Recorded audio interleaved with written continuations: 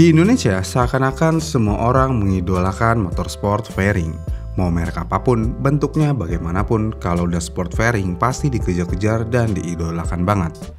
Dan juga kebanyakan fans motor fairing mereka kurang mengenal motor-motor naked. Dengan diperlakukan dan daya tarik yang seperti ini, tentu aja membuat pasar motor naked di Indonesia menjadi lesu alias kurang diminati. Kita bisa lihat motor-motor naked di Indonesia penjualannya biasa aja, bahkan sampai ada yang disuntik mati karena saking nggak lakunya. Misalnya kayak MT-25. Jika kita mau bandingkan penjualan MT-25 dan Yamaha R25, penjualan MT-25 tidak ada apa-apanya dengan Yamaha R25.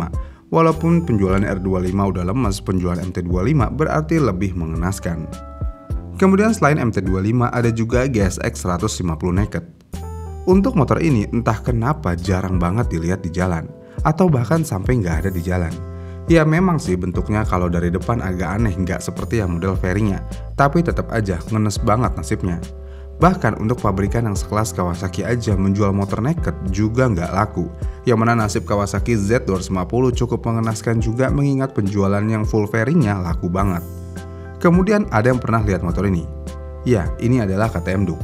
KTM Duke yang modelnya keren begini aja nggak dilirik sama sekali sama pasar Indonesia. Dan selain ke motor-motor tersebut, ada banyak motor-motor naked yang berakhir tragis juga. Misalnya kayak Yamaha Sabre yang udah disuntik modar, Suzuki Bandit, dan lainnya. Dengan kondisi yang mengenaskan seperti ini, pertanyaannya, kenapa motor naked tidak bisa laku di Indonesia sedangkan di negara lain laku-laku aja? Kita coba ambil contoh pertama-tama di Thailand. Motor naked cukup laku di sana, hampir sebanding lurus dengan penjualan motor fairingnya. Makanya kita bisa dengan mudah melihat motor-motor terbaru naked di Thailand yang ber-cc kecil. Kalau di Indonesia sendiri, nanti dulu deh, pasti belakangan masuknya.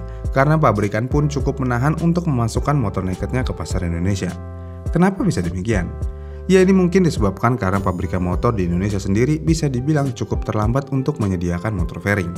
Karena kita baru bisa mendapatkan motor sport fairing 4 tak pada tahun 2008 ketika Yamaha mengeluarkan Yamaha R15. Setelah itu baru deh banyak pabrikan yang mengikuti segmen ini. Dengan demikian masyarakat Indonesia seperti udah bosen dengan motor naked. Karena udah bertahun-tahun melihat motor naked terus seperti Honda Tiger. Kemudian selain faktor bosen, karena motor sport fairing masih bisa terbilang baru di Indonesia, kesan mewah dan keren masih melekat banget di motor fairing. Kenapa bisa masyarakat kita berpikir motor fairing itu keren? Ya ini balik lagi ke hobi menonton masyarakat kita apa, yaitu MotoGP. Di MotoGP dari zaman dulunya udah menggunakan fairing, dan MotoGP selalu keren dari zaman dulu. Dengan demikian tertanamlah kalau motor keren itu harus fairing. Dengan alasan-alasan tersebut, akhirnya motor naked pun nggak dilirik sama sekali sama masyarakat Indonesia. Dan akhirnya penjualan naked pun ya bisa dibilang mengenaskan. Bahkan sampai nih Honda pun nggak ikut-ikutan ngeluarin motor CBR versi nakednya. Ada sih nama CB150R, tapi itu kan berbeda banget sama CBR-nya. Nggak kayak Yamaha ataupun Suzuki dan Kawasaki. Bener-bener motornya pakai platform yang sama, cuman diganti di bagian depannya aja. Dengan demikian, jika kita berkiblat dengan apa yang dilakukan pabrikan paling laku di Indonesia, motor naked benar-benar menyedihkan di Indonesia. Sampai-sampai Honda ogah ngeluarin motor naked versi CBR-nya. Dengan kondisi seperti ini, saya agak cukup kepikiran nih. Sebenarnya kenapa bisa naked sampai segitu nggak lakunya? Padahal ada beberapa kelebihan motor naked. Misalnya nggak banyak bodi di depan, jadi kita nggak bakalan takut baret sana-sini di bagian fairing. Kemudian dengan hobi sunmori ataupun touring nih buat kebanyakan masyarakat Indonesia, motor naked jauh lebih nyaman dibawa daripada motor fairing yang cukup bungkuk dan bikin pegal pinggang. Selain itu kalau motor naked gampang banget dicucinya sampai ke rangka-rangka, jadi bebas deh dari debu yang menumpuk di rangka. Dengan kelebihan ada, motor naked ini juga enak banget dibawa harian. Oh mungkin faktor bahwa motor sport itu adalah motor hobi, berarti motor sport fairing mendapatkan kasta lebih tinggi dibandingkan naked. Tapi kalau motor hobi kok dipakai harian? Ya kalau dipakai harian bukan motor hobi dong.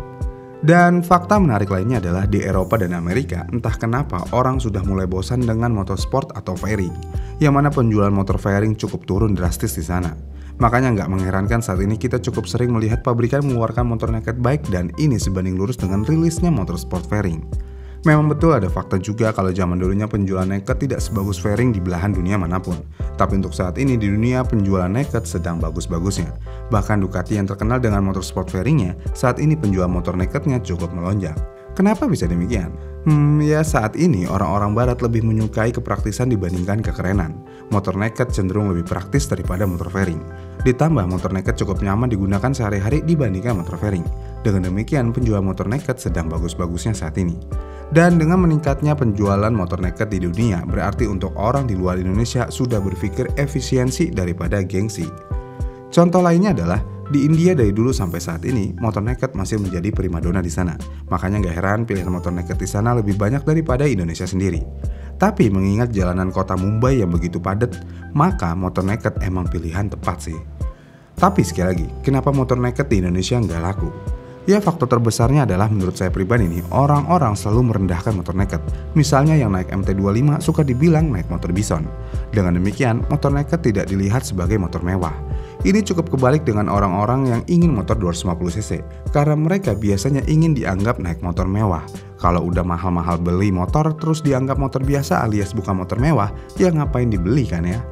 Terus untuk masyarakat Indonesia pengennya motor naked itu setidaknya ada perbedaan harga yang cukup signifikan daripada model fairingnya. Misalnya nih, motor fairing harganya di 60 jutaan, naked yang kalau bisa di 45 juta atau bahkan 30 jutaan. Apakah hal itu mungkin dilakukan pabrikan? Sayangnya itu tidak mungkin bisa dilakukan. Kenapa? Ya karena biaya produksinya tidak jauh berbeda atau bisa dibilang hampir sama. Yang membedakan hanya fairing kiri kanan aja. Sisanya ya hampir sama. Jadi dengan harga yang mirip dengan motor fairing namun kemewahan yang didapatkan berbeda, inilah yang membuat motor naked nggak laku di Indonesia. Ditambah kalau udah nggak laku begini nih motor, orang yang mau beli motor naked baru bisa mikir berkali-kali lipat. Kenapa? Ya karena sebelum membeli motor baru, biasanya orang Indonesia udah mikirin harga jualnya. Dan faktanya adalah harga jual motor naked cukup anjlok di Indonesia.